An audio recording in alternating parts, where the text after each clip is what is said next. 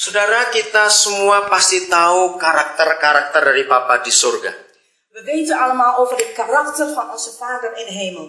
Dia itu setia, dia itu penuh pengampunan, Hij is vergeven, gezegend. dia sangat baik, Hij is erg goed. dia memberi berkat, Hij geeft zegeningen. dan banyak lagi yang lain. En vele andere goede karakters. Nah, ada satu yang hari ini kita mau pelajari, saudara. Er is één specifieke karakter die wij vandaag gaan bestuderen. Yang tidak pernah dimiliki oleh Tuhan-Tuhan lain di dunia ini. Geen enkel andere goden bezit zo'n karakter. Saudara, di dunia ini ada banyak Tuhan. In deze hele wereld zijn er natuurlijk talloze goden. Saudara harus tahu bahwa Tuhan itu tidak sama. Je moet weten dat de goden zijn niet elkaars gelijk. Banyak orang Kristen masih menganggap Tuhan itu sama.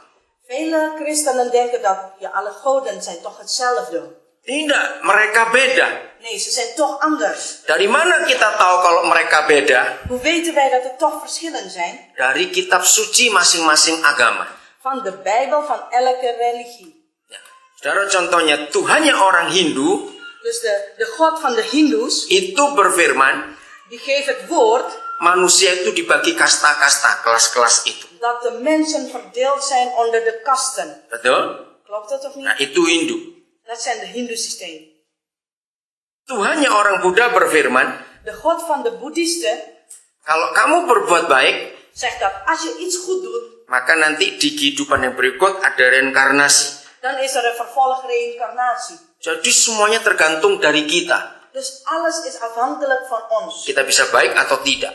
Of we het goed doen of niet. Kalau Tuhan Yesus berfirman, Maar Heer Jezus zegt, kamu ke surga bukan karena perbuatan baikmu, je gaat naar de hemel niet door je goede daden, tapi karena aku mengampuni kamu. maar doordat ik je vergeven heb. Ya. Allah berfirman, Allah De katakan Allah ya, zegt, itu Tuhannya orang Muslim. de Allah is ook natuurlijk de God van de moslimen. Kalau kamu disakiti, balas. Als je gepijnigd wordt, dan moet je het ook met het kwade. Tuhan Yesus berfirman, Maar Heer Jezus, die heeft een woord gezegd, kasihilah musuh-musuhmu. heb je vijanden lief. Betul? Klopt het of niet? Ampuni orang yang menyakiti kamu. Vergeef je vijanden, vergeef mensen die je pijnigen. Nah, beda bukan, saudara? Dat is een totaal verschil. Jadi Tuhan tidak sama. Dus de goden zijn niet allemaal hetzelfde. Ya, Allah berfirman, Allah zegt, kalau kamu laki-laki mampu bisa kawin lebih dari satu. als je als man gezegend bent met zo'n rijkdom, dan heb je meerdere vrouwen. Maka itu di Islam boleh kawin lebih dari satu. Daarom is er in islam natuurlijk helemaal normaal om meerdere vrouwen te hebben. Tapi Yahweh berfirman, Maar Yahweh die spreekt, aku benci perceraian. ik haat scheiding. Jadi seharusnya di Alkitab bahasa Indonesia bukan Allah yang dipanggil. Dus eigenlijk in de Indonesisch-talige Bijbel moeten we geen Allah woord gebruiken. Karena dia Tuhannya orang Islam. Want dat is de naam van de God van de islam. Sama seperti orang Islam tidak akan mau memanggil Yesus. Het is gelijk dat de moslim nooit zijn God als Jezus willen noemen. Orang Buddha tidak akan mau panggil Wisnu. De boeddhisten zal nooit Vishnu als een God noemen. Hindu tidak mau panggil Allah. De hindoesten die zal ook nooit Allah als een woord van God willen gebruiken. Karena Allah itu nama. Want Allah is een bepaalde naam. Tapi Tuhan itu pangkat, posisi. Maar een Heer, dat is eigenlijk een status. Nah, saya beri contoh, saudara orang Belanda. Ik geef een voorbeeld voor de Hollander dan. Kalau kita ketemu dengan Ratu Belanda, We ontmoeten koningin van Nederland.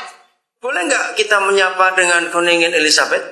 Mogen we haar noemen als koningin Elisabeth? Boleh tidak? Mag dat toch niet?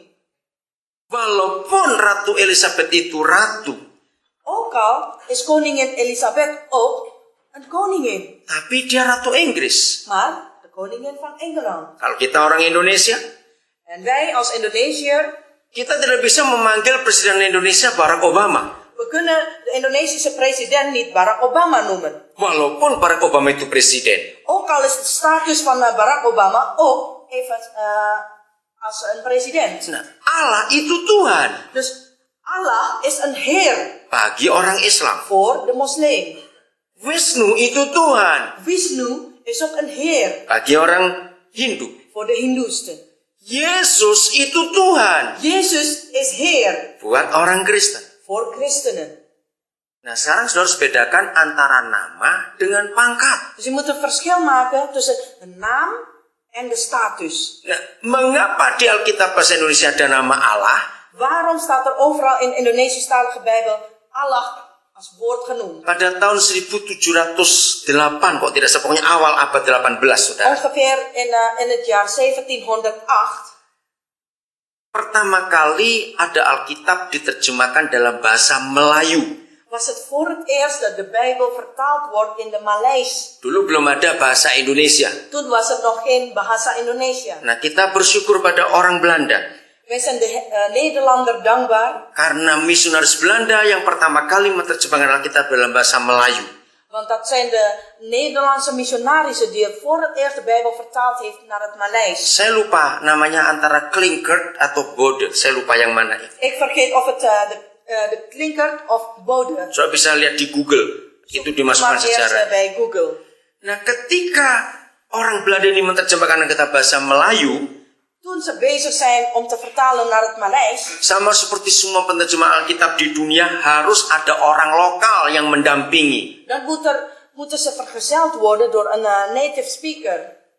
Nah, saudara, karena belum ada orang Melayu yang Kristen tahun itu, Terwijl op dat jaar was er nog geen Maleisiër die christen zijn geworden. maka orang Belanda ini ditemani oleh 2 haji untuk mengerti bahasa Melayu.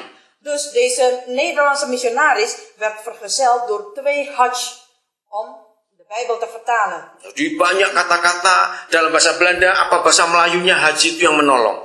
Dus het vertalen van de Nederlandstalige woorden naar het Maleis wordt verzonnen eigenlijk en geholpen door die 2 hajj. Nah, ketika misionaris Belanda ini menjumpai kata Adonai dalam perjanjian lama dan Kurios dalam perjanjian baru, Dus op het moment dat deze missionaris 2 woorden, dus Adonai in het Oude Testament en Kurios in het Nieuwe Testament tegenkomen. yang bahasa Belanda disebut Heer atau Tuhan itu, In het Nederlands is het vertaald als Heer en God.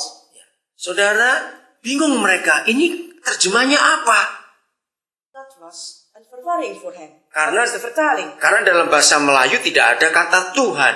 Want in het Maleis kennen ze niet het woord Heren. Lalu haji ini menyarankan ya Allah saja masuk. En toen zegt ze, ja, gebruik maar het woord Allah. Karena itu Tuhan kami. Want dat is onze Heer, onze God. Ingat dalam syahadat Islam, Dus in het islamitische shahadat, dus geloofverklaring, harus mengucapkan 3 kalimat. moeten ze 3 zinnen uitspreken. Dan kalimat pertama dikatakan tidak ada Tuhan selain Allah. En de eerste is geen andere God behalve Allah. Maka itu kalau saudara baca tulisan Islam dalam bahasa Belanda, bahasa Inggris, bahasa Mandarin, bahasa apa saja, Dus als u dan de islamitische geschriften in welke talen dan ook gaat lezen, maakt niet uit Nederlands, Engels of in het Chinees zelfs. maka Allah itu Allah, nggak boleh diterjemahkan. Dus de naam van God van hen is Allah gebleven. Dat mag niet vertaald worden naar andere woord. Sama seperti Yesus. Hetzelfde net als Jezus. Di dalam bahasa apa saja, In alle talen tetap Yesus. is het Jezus. Walaupun ada beberapa terjemahan yang agak beda.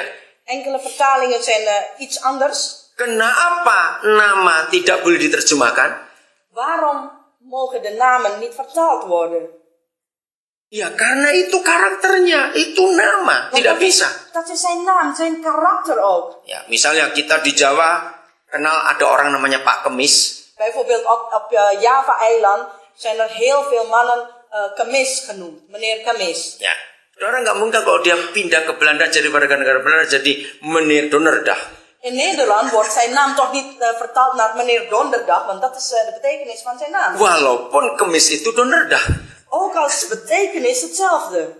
tapi nama tidak boleh diterjemahkan. Maar de naam mag niet vertaald worden. Nah, ini kesalahan di Alkitab bahasa Indonesia. Hier zit de grote fout van de Indonesische vertaling van de Bijbel. Di dalam bahasa-bahasa suku di Indonesia, In alle andere stamtalen in Indonesië, ada orang Batak ditanya Dita, er is een Batak in ons midden, dikatakan Yehova. wordt Jehovah genoemd. Yang Jehovah ya, yang bahasa Jawa juga Yehuwa. En in het Javaans is het Yahuwah. Nah, di dalam bahasa Mandarin sama Yehuwa, saudara kita semua pasti tahu karakter-karakter dari Bapa di surga.